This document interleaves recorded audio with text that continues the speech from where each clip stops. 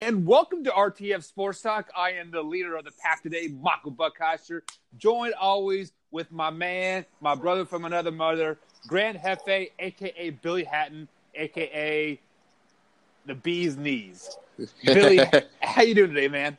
I'm doing all right. Another good day. Feeling good out here in sunny El Paso. So hey, I can't ask for too much more. Well, Billy, you are not a part of the 70% of the rest of the nation that is below freezing today here in beautiful southern Indiana. It is a bombing -3 degrees outside. Nice. We might get crazy and get a heat wave and might break zero by noon, but you never know. But speaking of getting crazy, if you guys have not heard, Anthony Davis wants out of New Orleans, and by him saying that he wants out and wants to be traded, the Pelicans decided to fine him $50,000 for his actions. Billy, what is your thoughts, take from this? I think this is just really just New Orleans being a baby about it. I mean, this is not like this. This is their first time having a superstar wanting to leave them. Baron Davis did it. Chris Paul did it. Now Anthony Davis is doing it. Obviously, it's something about your organization. I think right now they're just being a baby about it, and which is understandable. I mean, you don't get a 25-year-old 30-point, 11 rebound, couple blocks, assists guy a game. They don't just grow on trees. So I can understand their frustration, but I think they're really handling this the wrong way. It's already hard enough for you to attract free agents there anyways. And if you can release me whenever you want to release me, but the moment I say I want to trade, now you want to do all this other stuff. Ridiculous. It doesn't bid well for future free agents that want to come to your team. And the NBA has shown that they're really, really inconsistent on these things. J.R. Smith asked for a trade. I don't remember him getting fined. Kyrie Irving asked for a trade, gave a list of teams that he wanted to play for. Didn't see him get fined. Carmelo Anthony, a few years ago, asked to go only to the Knicks. Didn't see him get fined. Paul George, 2 years ago, hey, I want out of Indiana. I want to go play for the Lakers. Didn't see him get fined. Kawhi Leonard, I don't want to play for the Spurs no more. This is my list, and that's it. Kawhi Leonard didn't get fined. And I talked about this yesterday, Mike. There's a reason why Anthony Davis got fined. It's a reason why the NBA now wants to launch an investigation into all of this stuff, because it's LeBron, Mike. And the haters have come out. The reports has already came out saying a bunch of GMs are mad at LeBron. They're mad at the Lakers. They're mad at the way that they're doing business, trying to strong arm these small markets and all this other stuff. So there's a lot of jealousy going on. And I think that's the result of this $50,000 fine. Of course, it's in the CBA, so it's a rule. Not saying that it's not a rule, but they haven't enforced this rule with the last 6 players that wanted out. Yeah, why would Anthony Davis? And that is just the 6 players that we know about. Exactly. That have been larger figures than what an average NBA player is. How about the other 15, 20 players that have wanted Jahlil Okafor? I'll throw that one in there. Yeah, exactly. So the name Jimmy Butler, I didn't even mention him. The names can go on and on and on. If a superstar or a player in general is not happy with their team and they publicly say, "Hey, I want out," I mean, why are you going to fine a player for being honest first? It is like. But we won't find a team, right? It is the old saying they don't want you to lie, but they don't want you to tell the truth either. So, yep. I'm going to kind of look at this and maybe in a positive light.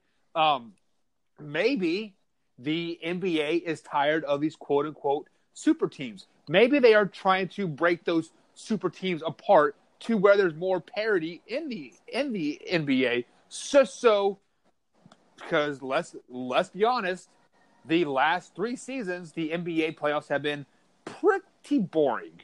You can pretty much circle the teams that are going to make it there and circle the winner at the end of the day. And so maybe by them finding Anthony Davis that $50K and maybe blocking the trade like they did for Chris Paul, I believe Chris Paul was going to go to LA, if I'm not mistaken, as well. Yes, And he was going to be a Laker. Yeah, Well, and that was a different time, though. That was a different time because at the time the Pelicans was owned by the NBA. So why would if you are an owner, would you want to send Chris Paul to the Lakers to go join up with? Now, I don't think that team would have won anyways. People are over exaggerating about that team because they would have had to give up so much to get a guy at that time who's never been a winner. But I understand your point, but at the time, the league owned the Pelicans, so they had the right to veto that trade. Right. Well, either way, they are still blocking a trade again now, too, by finding Anthony Davis. Yes, $50,000 is like $2 chump change. Yeah. They say he'll make that in 8 minutes. Right. Time. Yeah. But at the end of the day, maybe New Orleans went to the NBA commissioner's office and lie and say, hey, we want to keep AD here. Can you give him a little, like a fine, kind of? It won't matter. Give him a little incentive to stay here. And by them doing that, they 100% burnt that bridge. Anthony Davis wants out of town as fast as possible. His bags are packed.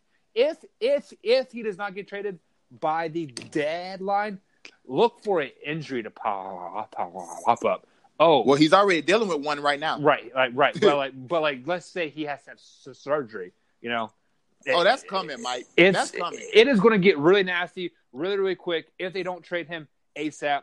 Stop blocking it. Let the man go. Let there be another freaking super team. Just let it happen. Like, who cares anymore? Yeah, Mike. I agree with you. I think they burned that bridge with him. Once they released a statement the other day, Mike, and said that Anthony, yes, we have got word Anthony Davis will not re-sign with us. He has asked for a trade, and then the back of that, Mike, they asked the commissioner to enforce the strict policy of tampering. They want them to look into it. Once they did that, Mike, it was already done. And it was done. And they've also said that they are going to wait till the day of the trade deadline to really entertain offers. So yeah. So I'm starting to think that he probably won't be a Laker by the deadline, and only because of maybe what Lonzo Ball has said, not because the Pelicans might. Because I said this before, and I said this yesterday. The Pelicans don't hold any chips, Mike, at all. They don't hold any chips. Right. Eventually, it's already been reported. Eventually, Rich Paul and Anthony Davis is going to come out and say, I only want to play for the Lakers. Mike, that's going to kill the market. It's going to kill it. Who if you was a GM, or would you want to do business with a guy that says I only want to play for the Lakers? Not to mention the Pelicans already said, Mike, we're not trading him unless we get an overwhelming offer. Right. You're gonna if you're the Celtics, Jason Tatum got to be included in that. I guarantee you they're not taking anything less. Jason Tatum must be included. Right. The Lakers, any package for anybody, they've already said the Knicks, when the Knicks are prepared to offer, the Knicks have to offer Porzingis. It doesn't. They're not talking unless it starts with Porzingis, and they have to get this deal done now because in the offseason they're not going to be able to get it done because Porzingis is going to be a free agent. So they have to get this done with the Knicks before the deadline. Now, the Kyrie Irving domino is everything because obviously Anthony Davis wants to play with Kyrie. There's uncertainty about him re-signing in Boston. There's a lot of build-up to him wanting to play with LeBron James again, which is the reason why people are saying that he is uncertain whether he's going to sign with Boston. It's going to be tough for any team outside of the Lakers to get Anthony Davis the way that all the dominoes are starting to stack up. They hold no cards, Mike. They hold none. So with everything you have said, AD wants to play with Kyrie Irving. And that's been reported. And Kyrie Irving has called LeBron James saying, hey, I understand what you were going through and, as a leader, like, I'm sorry. And then it's being reported that AD only wants to play in LA. Yep. Are we seeing the cooking of the ingredients of a super team happening in LA with Kyrie going to LA, AD going to LA, and maybe even Clay going to LA? Well, they're not going to be able to get all of them together. But this is the thing, Mike, with Kyrie Irving, and that report came from Chris Haynes of Yahoo Sports, who's a really, really good, a really good reporter. This guy's plugged in with all the athletes. He does the Chris Haynes podcast that I watch regularly. He just did one with Jimmy Butler the other day. So this guy is as plugged in with these superstars as anybody. Right. And that report that people around Boston is scared that Kyrie Irving will not resign. That's a true thing. And it all started from that conversation, Mike. That conversation that you just alluded to. Well, there was more to that conversation, and they were saying that him and LeBron was going down memory lane. Do you remember when we used to do this? And Mike, when guys started doing that, you know it's something. And then I seen the next day after that report, and Kyrie came out and said that. Well, LeBron is on Instagram, and he tags Kyrie in an Instagram post, in one of his Instagram stories. So, Mike, the writing is on the wall. And it was already reported that Anthony Davis only wanted to go to the Celtics because he wanted to play with Kyrie. Well, when there's uncertainty about Kyrie going there, why would I want to go to Boston? Exactly. When Kyrie could possibly come in to join me. Now, the trade I've seen, the only way that they can make this work, Mike, is if they keep Kentavious Caldwell-Pope on the books, trade everybody else except LeBron and Kentavious Caldwell-Pope, because his contract expires, and they will be able to have $30.5 million cap space. And the max for Kyrie Irving and Klay Thompson and Kawhi Leonard will only be $32 million. So they'll be taking about a $2 million pay cut to go play with LeBron and Anthony Davis. I think a lot of guys will be willing to do that. Klay and Kyrie, I think they will be. So it's looking to be a super team forming in the for the Lakers. So let me ask you this: since like cap space is a deal, and like I'm not for sure how cap space actually works, because if you look at the cap, every NBA team is over the cap by $10+ million, or I don't know exactly how that works. But do you think that players like LeBron James and like AD would restructure a contract to make less money to bring in a player like Kyrie and Klay Thompson to LA as well? I don't know, Mike, and I say I don't know. I think Anthony Davis would. We already seen this guy. He has a chance to sign a $240 million contract turn it down this offseason with the Pelicans, and he turned it down. So obviously, money is not everything for him. Yep, because he hasn't won a championship, Mike. But for LeBron said after he left Miami, when he was getting ready to leave Miami, that he will not play for anything less than the max for the rest of his career. I think LeBron James he's already locked in. He got that 4-year deal. There's no opt out, as like he used to have in his other deals where he would do a 3-1 I'm not or 1-1. I'm not saying opting out, but like restructuring. Well, I don't know if they'll be able to do that. Money up front or all the money at the back end or something like that. But with Kyrie, the main thing is, Mike, will Kyrie want to play for $2 million less? Because he's the only, him or Klay, those are the only two guys that'll be playing for less than the max. And like I said, the Lakers, if they keep Kentavious Caldwell-Pope, will have $30.5 million to offer Kyrie, Klay, or Kawhi. I think Klay and Kyrie will take that, especially if Klay is already listening to offers. And it's already been reported that if the Warriors do not offer him the max, he could feel slighted about that, and he could want to go play for the Lakers. Obviously, his daddy won championships with the Lakers, so he probably already have a special place for them. So, yes, I believe anger will make you be willing to say, you know what, I'll go take $2 million less over there because this team don't owe me any loyalty. I won 4 championships with this team, and you don't think I'm good enough to get the max, all because you want to keep Kevin Durant? Rightly so. But as a player that's been on that team for the longest, longer than KD, that's why he will feel slighted if they don't offer him the max. I think he will go play in LA for $2 million less, him and Kyrie Irving, especially if that means you know that you're going to be in the thick of things every single year. So, like, I kind of want to revert to Klay Thompson here. Man, like, I know this is an AD question here, but they all tied in.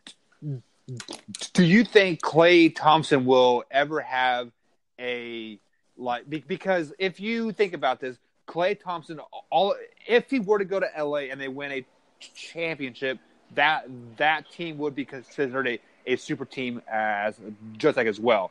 And he obviously won with the Golden State, and that was considered a super team as well. But even though they built that team from the ground up, do you think he would ever get accolades of like being such a great player that he is, even though he's been on every super team? I think so, Mike. It's because it's the Lakers. You know, being on the Lakers is different from being on the Golden State Warriors. And so many people so many people already hate the Golden State Warriors because they think they showboat too much, because they don't think that they were built. Steph and Clay and Draymond was drafted, but the KD thing took them over the hump. I do believe, and I've been on record saying this, I do believe had Kevin Durant not went to Golden State, the Warriors would not have 3 championships right now. And Clay and those guys, they wouldn't have probably even made it to another finals. Had Kevin Durant not joined. I think getting away from that, Mike, going against that team, I think he'll get even more respect. Mike Ennis in Lakerland. His dad is already beloved there. Clay would be loved in Lakerland. So, yeah, I could see him leaving, and I could see him getting more credit because now he don't have to compete with Steph doing sidestep 35-point three-pointers, dancing before the ball go in. Right. He will be the main attraction. Outside of LeBron and Kevin and Anthony Davis, but their games is a tad bit different. They have that slashing mentality. They have that slashing game. Clay will be lighting it up from the outside. And what gets the fans more excited when you going on a run and a guy hit a dagger 3, it erupts the place. Right. So yeah, I think he'll actually get more credit playing for the Lakers than he does playing with the Warriors, because I think Steph Curry gets a lot of that shooting thing. I mean, think about it. This guy he went 10 for 10 on threes the other night, Mike. 10 for 10 on threes before he missed one. Had 44 points. And we talked about it for, what, a half a day maybe? Yeah. That was Steph, Mike, exactly. it would been all over TV for at least a couple of days. We would probably still be talking about that. So, I mean, I hear everything you are saying, and I agree with it 100%. And if I'm Anthony Davis right now, I would be doing everything in my power to get to LA. And if Kyrie comes, awesome. But I am hoping Klay Thompson gets upset and he comes to LA too, because I would much rather play with Klay right now than Kyrie.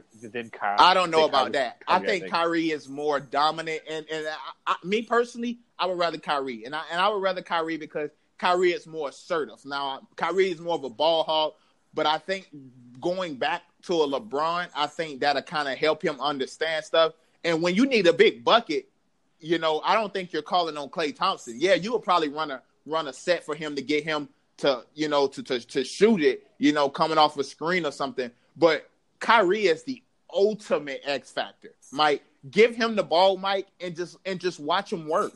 I don't think you could do that with Klay. I think Kyrie is a better fit because him and LeBron know each other. Rather than Klay. Klay will fit in with any system just because of his personality and how his game is. But I just think, you know, either one of these guys will work. We're just basically splitting hairs. But if I had my pick, if I could say, yeah, this is the guy I want, I'm going to go with Kyrie Irving because I know what he brings you. I definitely, night in, night out. I definitely see and hear what you're saying. But I think if Klay Thompson gets out of that shadow of Steph Curry and KD, and he is kind of able to like spread his wings, you might see that type of player out of him too.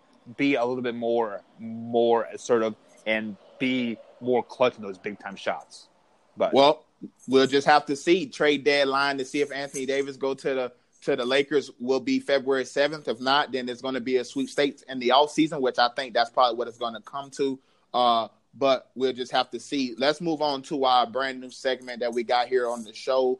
Would you rather? Mike, I'm going to ask you a few questions. You tell me, would you rather? Which one would you rather have? and we'll go from there. So I'm gonna start you off with an easy one. This is the Super Bowl edition. Next week we'll make it more diverse. This week, yes, sir. Since we got the Super Bowl here, would you rather have Belichick or McVay? And this is just for the Super Bowl. This is not long term. This ain't 10 years. Who you want to build your franchise around? This is Sunday, February 3rd. Who would you rather have, McVay, Belichick? That was probably pretty easy. I'm going to have to go with Bill because he's been there. He's done that.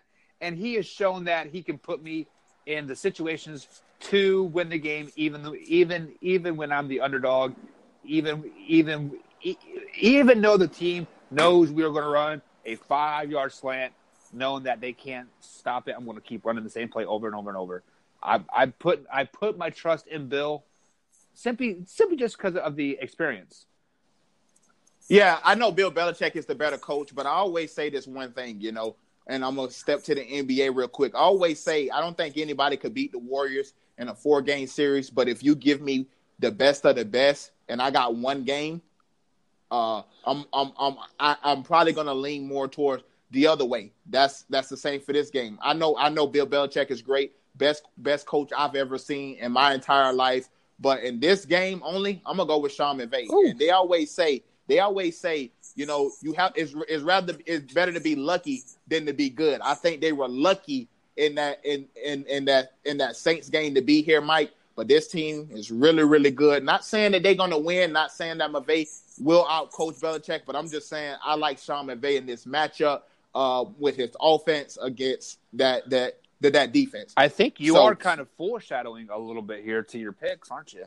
Kind of. Not really. Not really. I'm tired of hearing about Sean McVay, honestly, Mike. Right. It's overload. But I'm just what I see, what Sean McVay can do from the X and O standpoint, and obviously to get your team to the Super Bowl, that ain't by accident. He has go ahead. I think he has a hype factor. Since he is only 33 years old, he is excited to be in this position, and it's definitely going to rub off like on his players. And Bill is kind of a more chill guy. Hey, we've been here. This is just another game. So I definitely see what you're saying there. Just for this one game, yeah. I think he can have the coaching game in his life. Moving on to the next one. Rams front four. Would you rather Rams front four or the Pats O-line? Oh, Rams front four, hands down. You see all these names. You see Sue. You see Donald. And then the other two guys, their names are slipping. Fowler. And that other guy. But, these guys have been so dominant on other teams. And it is I'm going to refer to the NBA just like you've been. This is kind of the Golden State of the front four. Yep. If you give me them in one game or a 4-game set, I'm picking them every time. I'm going to go to Pat's O-line, and they've done a good job all year. And I think that's going to be helped by Tom Brady because Tom Brady normally doesn't let you get many sacks on him, to your point earlier, 4-5-yard routes, get the ball out your hands really quick. So if I'm asking my offensive lineman that you only really got to block for 2 seconds, I think that could happen. Maybe Sue and Donald, Brockers and Fowler, maybe they get there 1 or 2 times. I don't see them getting home a lot. I don't see them getting home often. So for me, I'm going to go with the Pats O-line, who's been almost superb all year long, especially throughout these playoffs. And they face some really good pass rushers and some really good pass rushers this offseason. Dee Ford, Justin Houston, Chris Jones. Going back to week 1, Bosa and Ingram and all these guys, Derwin James. So I'm going to go past O-line. They've been seeming to hold up pretty well so far. I have no doubt that they could probably do it again. On that same hand, though, those secondaries have been weak as well. So for sure. And we're going to talk about that segment. Yeah. You know what? Let's go there now, Mike. Pat's wide receivers or the Rams DBs. So if this is just a 7-on-7 game, I am picking the Patriots wide receivers. But since this is a team 11-on-11 game, I got to go with the Rams secondary because of the Rams front four. I think that front four will put just enough pressure on Tom Brady and the line to giving my defensive backs a great success rates versus the Pats wide receivers. I'm going to go the opposite side. I would rather have the Patriots wide receivers, and I will only really care about the Patriots wide receivers because I think that they're going to protect well. And I don't care how good of a cornerback you are. When you face a Tom Brady, the quick passing game, Mike, that's a killer. Yeah, it's a kryptonite to any good defender. When you're running crossing routes and all these other routes that you're allowed to run now in the NFL without guys being able to put their hands on you, it's so easy for receivers to get loose. Who are they really going to be able to stop Julian Edelman in the slot? When they do, they got Chris Hogan over there. And then when you stop Chris Hogan, well, you got Rob Gronkowski. And then if you do that, you got Sony Michel and James White catching the ball out the backfield. I just think the Patriots wide receivers is going to have a field, not necessarily a field day, but I think that they're going to be able to do whatever, whenever they want. It's tough stopping that quick passing game. We will see. We will see. Yes, sir. Moving on to the next one that we got here. Sony Michel, James White, or Todd Gurley and C.J. Anderson. Ooh, this one's tough. I'm going to have to go with the quote-unquote veterans of the group. I'm going to have to go with C.J. and Todd. Simply because when we saw them execute the way they executed versus the Dallas Cowboys, that two-headed monster can't be stopped. It is like zig and zag and slash and dash. They are a perfect two-headed monster. You have the power, and then you have the speed, and just I would take those two guys over Sony Michel and White because I feel that Michel and White are kind of the same person. I don't know, Mike, and this one is tough for me. Mike, this is only tough for me because of what I seen them do last week. And I know what they did the previous game, 230-some yards, 3 touchdowns together. And then that last few games of the year with C.J. Anderson, he's averaging over 140 yards. Before that game with the Saints when he went 16 carries for 44 yards. Because Bill Belichick will take away what you do best. And Todd Gurley is an exceptional back. C.J. Anderson has been running great for this team.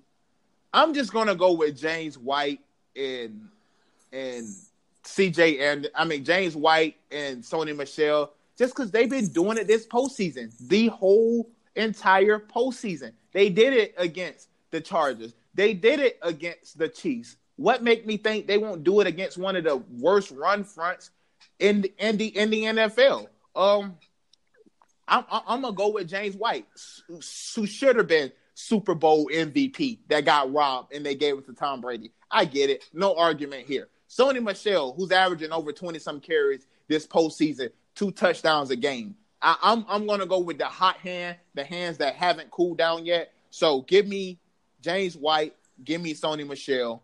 I think they're going to have a Super Bowl to remember. Well, hopefully, because they'll need it. For sure. They definitely going to need it. Yeah. Moving on to the final one, and I know you knew this one was coming. Brady or Goff? You know what? We've been dogging Tom Brady all year, saying he is over the hill. He did not have a great game in Kansas City. Well, he threw for 130-some yards, 1 score, 2 scores. I can't remember for sure off the top of my head. Jared Goff has had a pretty good year. I believe as far as yards wise, he is in the top 5. Give me Jared Goff. I like the youth. I like the hypeness that he is going to bring. He might get off the rails there early just because of the, being for the Super Bowl the first time, not being on the field for 45 minutes and then heading out there and kicking the ball off and slinging the ball across the field. But once he settles down, they have a good running game. They have some pretty good wide receivers, and he can rely on that great defense as well. If the defense shows up and plays the way they should be able to play. So give me Jared Goff because I just feel like he does not have to win me the game, but he can if he but he can. So give me Jared Goff. We agree, Mike. I think this is the first time that we have agreed so far in this Would You Rather segment, and it waited all the way to the end. And I'm with you. I think Jared Goff is going to be the X factor, the ultimate X factor for this game, because I just as I just laid out, I think the Pats wide receivers going to have their way with the DBs. Right. I think James White and Sony Michel is going to have a better game than Todd Gurley. I like the Pats O-line. So I think this is where the separation is gonna take place, and that's in Jared Goff. Once Bill Belichick sell out to stop your best players right now, C.J. Anderson and Todd Gurley, who's been on fire, Jared Goff is gonna have to be working the play action pass like he's never worked it a day in his life. He's gonna need an Academy Award, Mike, for the selling that he's gonna be having to do on this play action pass. I think a lot of it is going to fall on Goff. I don't think Brady will have a great Super Bowl. I think he's going to play well, but I don't think he's going to have a great Super Bowl. I think he's going to make plays when need to be, because that's what Tom Brady does. He makes the plays that most people can't make. He makes the plays that people say, "Oh man, that's impossible." I think he'll do that. But I think the bulk of the Patriots offense is going to be, let's run the ball, let's keep it away from Jared Goff and that high-powered offense. And I think this is where Jared Goff is going to step up, put his big boy pants on, and he's going to have to play one of the best games that he's played in his entire career. Right. So for that, I'm going to take Goff. And speaking of that, the Patriots have ran 65% of their plays in the playoffs as well. So they really haven't had to. It's been a heavy dose of Sony Michel. Yeah. It's been a heavy dose of Sony Michel. 29 carries last week for a rookie in his first playoff series. That's tough. That shows you what kind of trust that they have in him to do that back-to-back weeks. Is that's really tough. Let me ask you this: Is it trust in him, or is it lack of trust of an old Tom Brady? Nah, he's still Brady. And he's shown the ability that he can still play. He's not Eli Manning. He's not Phillip Rivers. He actually can still push the ball down the field when he wants. But I think this is. I've said this for. That's why I love and hate Brady at the same time, because Brady is not a me guy. I don't care about getting the stats. I don't care about getting the accolades. What I care about is winning. So if that means handing the ball off to Lawrence Maroney 20-something times, 30-something times a game, Mike, that's what we're going to do. If we need to give it to LeGarrette Blount or Corey Dillon, if we need to do that, Mike, that's what we're going to do. Sony Michel, rookie back, that's what we're going to do. James White in the Super Bowl, nobody hardly knew who he was. If we need to throw him 15 passes, guess what we're going to do, Mike? We're going to give him – definitely see what you're saying. And that's what I love about Tom Brady, that I don't care about the stats. Just win. However we can win, just win. That's the only thing I care about. So I don't know if it's lack of trust in Brady, because, they put the ball in his hands a lot on that final drive and in overtime. So I don't think it's that. It's they was playing against some high-powered offenses. True. You don't want to get the ball back to Patrick Mahomes quick. So we need to run this timeout. Even that Chargers offense, who could score? You don't really want to get in the ball back. And that's going to be the same theme this week. Why would we want to give the ball to the second leading scoring team in the NFL? That just don't make any sense. So we're going to run the ball. We're going to control the clock. And if we need Brady, we always know we have Brady. So I think that's what it comes down to. Very, very good points. I kind of wanted to see what you say like on that. Like, I still have trust in Tom Brady to do Tom Brady things. It just unfortunately. Yes. Yeah, so. It's Tom Brady. That's who he is. Right. He is. I guess you could call him Mr. Clutch. Mr. February or Mr. Well, he's the greatest clutch player I have ever seen, Mike. Right. He's the greatest clutch player I've ever seen. Yeah. So I definitely give him those props.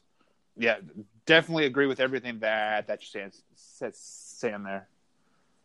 Yeah, so that's going to be it for today's show, guys. Mike, I just have a question, Mike. Have you been watching, before we get out, have you been watching the Oklahoma City Thunder? I live in Indiana, So we get a lot of Oklahoma City games, and I watched them last night, and what I saw was Russell Westbrook standing there looking lost when Paul George was having the ball.